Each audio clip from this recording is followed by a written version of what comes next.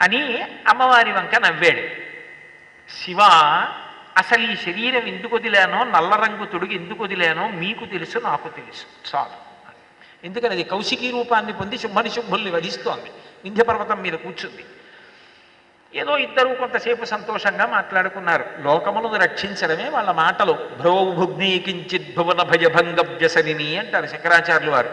లోకములను ఎలా రక్షించాలన్న ఆలోచనలో ఎప్పుడు భ్రుకుటి ముడివేసి ఉంటారట వాళ్ళు. వాళ్ళకి అంతకన్నా ఆలోచించడానికి ఏముంటుంది?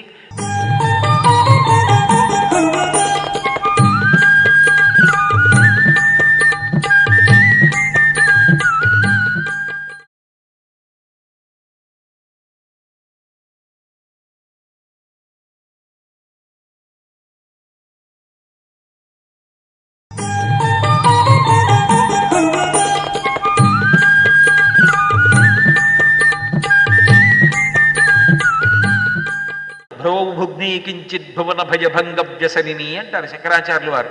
లోకములను ఎలా రక్షించాలన్న ఆలోచనలో ఎప్పుడు భ్రుకుటి ముడివేసి ఉంటారట వాళ్ళు. వాళ్ళకి అంతకన్నా ఆలోచించడానికి ఏముంటుంది? ఆలోచించడానికి కొడుకు ఉద్యోగం రాలేదని బెంగ, కూతురు పెళ్ళవలేదని బెంగ. మూకశంకర్లు హేరంబీచ గుహీచ హర్షభరితం వాత్సల్యమంకూరయన్ మారద్రోహిణి పురుషే సహభువం ప్రేమాంకురం ఎంజయన్ అంటారు. అమ్మ, నీకు బెంగ పెట్టుకోవడానికి అసలు ఏ విషయం ఉంది కనుక? పెద్ద కొడుకు చూస్తే హేరంబుడు. లోకంలో తల్లి మొదటి కొడుకుని కనగానే అనుకుంటుందిట, వీడు బాగా వృద్ధిలోకి వచ్చి మంచి పదవిలు పొంది డబ్బు సంపాదించి పేరు ప్రఖ్యాతి లోకంలో అందరికీ ఉపకారం చేసేవాడన్న కీర్తి పొంది ఊరుకోకూడదు. మా ఆయన్ని గుండెల్లో పెట్టుకు చూసుకోవాలి, ఎప్పుడు నాన్నగారి పక్కన ఉండాలి. అంతేగాని వాడు ఎంత సంపాదిస్తే మాత్రం ఎప్పుడో తప్ప అసలు నాన్నగారి దగ్గరికే రాకపోతే, జన్మాంతరంలో ఒక్కసారి నాన్నగారు పడుకుంటే వాడు కాళ్ళు పట్టకపోతే వాడు ఎక్కడో ఉన్నాడనో తృప్తి అంతే కొడుక్కి. ఏడు దానివల్ల ఉపయోగం కాదు. పుత్రగాత్ర పరిష్వం గొప్పదంటోంది, పరిష్వంగం గొప్పదంటోంది. అంటే నేను ఏదో కారణాల చేత కొంచెం దూరంగా ఉన్న కొడుకుల్ని విమర్శిస్తున్నానని మీరు అనుకోవద్దు. ఎప్పటికైనా వాళ్ళు తండ్రి వద్దకు చేరుగాక అని కోరుకుందాం. కాబట్టి అన్నిటికన్నా ఐశ్వర్యం ఏమిటంటే కొడుకుని చూడగలగడం. రోజూ ఓసారి కొడుకుని చూడడం, కొడుకుతో కలిసి అన్నం తినడం తండ్రికి గొప్ప అదృష్టం కింద చెప్తుంది శాస్త్రం. ఆ వయస్సులో తండ్రికి ఉండే ఆనందం అలా ఉంటుంది, కాదనడానికి మనమేమరా. కాబట్టి అమ్మ, నువ్వు కన్న పెద్ద కొడుకున్నాడే విఘ్నేశ్వరుడు, ఆయన ఎప్పుడూ తండ్రిని వదలడం, తండ్రి పక్కనే ఉంటాడు. అలాగని ఏ పని పాడు లేక తండ్రి సంపాదించిందని భవించేవాడు కాడు. ఆయనంతటా ఆయనగా విఘ్నాధిపతి, సిద్ధి బుద్ధి ఇవ్వగలిగిన వాడు, విద్యాగణపతి, మహానుభావుడు అయినా తండ్రి దగ్గర అంత అణకువగా ఉంటాడు. హేరంబేచ గుహీచ, రెండవవాడు మహాజ్ఞాని సుబ్రహ్మణ్యుడు, ఆత్మగుహయందు ఉంటాడు, తనలో తాను రమిస్తూ ఉంటాడు. నిత్యబ్రహ్మచారి, దేవసేనకంతటికీ కూడా అధిపతి, ఇంద్రుడినంతటి వాడిని రక్షిస్తూ ఉంటాడు. ఇక నీ భర్త లోకంలో ఏ పురుషుడైనా ఒక వయసు వచ్చిన తర్వాత పెళ్ళెందుకు చేసుకుంటాడు అంటే మనసులో పొటమరించిన కామాన్ని ధర్మంతో ముడివేసుకుని సంతానాన్ని పొందడానికి చేసుకుంటాడు. మీ ఆయనో మన్మధుణ్ణి కాల్చేశాడు. అటువంటి ఉత్తముడైన పురుషుణ్ణి నువ్వు తపస్సు చేసి పెళ్లి చేసుకున్నావు. అంత గొప్ప భర్త. ఇంకా నీకు ఏముందమ్మా? నీకేం లేదు అసలు ఆలోచించడానికి. మరి నువ్వేం చేస్తుంటావమ్మా అంటే మూకశంకరులు అన్నారు, ఆవిడ గురించి ఆలోచించుకోవడానికి ఆవిడకి ఏం లేదు, కానీ వీళ్ళ గురించి వీళ్ళకి ఎన్నో సమస్యలు ఉన్నాయి మనుష్యులకు. వీళ్ళకి బుద్ధినిచ్చాను. ఒక్కసారి నా దగ్గరికి వచ్చే అమ్మా అంటే చాలు, వీళ్ళని ఆదుకుందామని ఎదురు చూద్దామంటే వీళ్ళు నా దగ్గరికి రాకుండా వాడి దగ్గరికి వీడి దగ్గరికి పోతారే. పోనీ అమ్మ నువ్వే ఆదరించచ్చుగా, వీళ్ళకి బుద్ధినిచ్చానుగా, పిలవకుండా ఎలా ఆదరిస్తాను? పురుషార్థం. అందుకని ఆనంబ్రేషు జనేషు పూర్ణ కరుణా వైదగ్ధ్యముక్తాలయ అంటారు. కాబట్టి వాళ్ళిద్దరూ మందర పర్వతంలో పార్వతీ పరమేశ్వరులు కూర్చుని మాట్లాడుకోవడానికి ఏముంటుంది వాళ్ళిద్దరి మధ్య విషయం అంటే లోకాలని అనుగ్రహించడం గురించి మాట్లాడుకుంటుంటారు.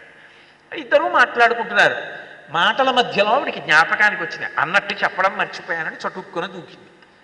నువ్వు కూడా మర్చిపోతావా అన్నట్టు చూశాడు శంకరుడు. ఏమీ లేదండి, అనుకోకుండా ఓ పెద్ద పులిని చూశా. అలా చూశా, నా చూపులో పడింది పెద్ద పులి. ఇది గుర్తుపెట్టుకున్నప్పుడు దర్శనం మనం చేసుకోవడం కాదు, ఈశ్వరుడు మనని చూడడానికి మనం పాత్రత పొందాలన్న విషయాన్ని జ్ఞాపకం పెట్టుకోవాలి. అది నంది అవడం అంటే.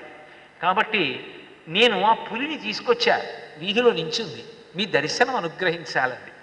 అమ్మవారి అనుగ్రహం కలిస్తే అయ్యా అనుగ్రహం కలగడం పెద్ద కష్టమే ఉంది. అయ్యో చూపించు అన్నాడు ఏదో తెలియనట్టు.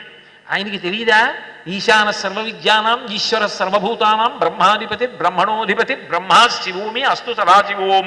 మరి ఎందుకంటే ఇవన్నీ చేస్తుంటారు అంటే ప్రారంభంలో భక్తులకు ఒక భక్తి కలగడానికి లీల చేస్తుంటారు, అది కథారూపాన్ని పొందుతుంది. ఇప్పుడు ఆవిడ బయటికి వెళ్ళి లోపలికి రావోయ్ అంది.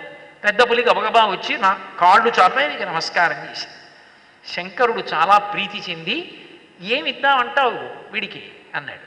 ఆవిడంది సోమనంది అని పేరు పెట్టండి. ఎందుకో తెలుసా? స ఉమ, మనిద్దరి ప్రీతిని పొందింది పెద్ద పులి. నేనొక్కదాన్ని అనుగ్రహించానని అనకండి, మీ దర్శనం చేయిద్దామని తీసుకొచ్చా, మీరు అనుగ్రహిస్తున్నారు, నేను అనుగ్రహించా, మీరు అనుగ్రహించారు, మన ఇద్దరి చేత అనుగ్రహింపబడి సంతోషాన్ని పొందింది, మనకి సంతోషాన్ని ఇచ్చింది. ఒక్క క్రూర ప్రాణి మన దృష్టిలో పడాలని తెలిసి కాని తెలియక కాని ప్రయత్నించడం కూడా గొప్పదే. కాబట్టి నంది శబ్దాన్ని కలిపి సోమనంది అని పేరు పెట్టి పురుష స్వరూపాన్నిచ్చి వెండి బెత్తాన్ని చేతిలో పెడదాం. బయట నిలబడుతుంది, మన అనుజ్ఞ లేకుండా లోపలికి ఎవరూ రాకుండా కాపలాగా ఉంటుంది, ఆ పదవిని ఇద్దాం. తప్పకుండా ఈ అమ్మవారి అనుగ్రహంతో సోమనంది చేతిలో ఒకసారి వెండి బెత్తం పట్టుకుంటాడు, ఒకసారి బంగారు బెత్తం పట్టుకుంటాడు, పట్టుకుని బయట నిలబడతాడు. ఆమె ఒక్కొక్కసారి ఆ పెద్ద పులి మీదనే ఎక్కి కూర్చుని ఆ తల్లి విహారం చేస్తూ ఉంటుంది. విహారం చేస్తుంటే వాహనంగా స్వీకరించింది. అంటే ఇప్పుడు మీరు బాగా పట్టుకోవలసిన తత్వం ఏమిటి? అందులో రెండిటికి సంబంధం లేదు. అసలు పులి పరమక్రౌర్యానికి మారు పేరు. అంత క్రూర స్వభావం ఉన్నటువంటి పెద్ద పులి ఆవిడ దృష్టిలో పడిన కారణం చేత అంత సత్వగుణం కలిగినటువంటి కుక్క పిల్లగా మారిపోయింది. మారిపోతే ఏమైంది? శివుని యొక్క అనుగ్రహానికి పాత్రురాలైంది. అనుగ్రహాన్ని పొందితే ఏమైంది? సోమనందైంది. సోమనందైతే ఏమైంది? ఎప్పుడు పార్వతీ పరమేశ్వరుల యొక్క అంతఃపురం ముందు కావలి కాస్తూ నిలబడిపోయింది. అంటే నేను దర్శనం చేస్తానని దర్శనం కోసం దెబ్బలాడడం కాదు, ఆయన దృష్టిలో నువ్వు పడేటట్టు బ్రతకడం నీకు రావాలి. ఏ కారణాలకి ఆయన దృష్టిలో పడడానికి నువ్వు దూరం అవుతున్నావో నిన్ను నువ్వు పరిశీలించుకొని ప్రేమతో ఆయన నిన్ను ముందు పిలిచేటట్టుగా నీ జీవితాన్ని ఒబ్బిడి చేసుకోవడం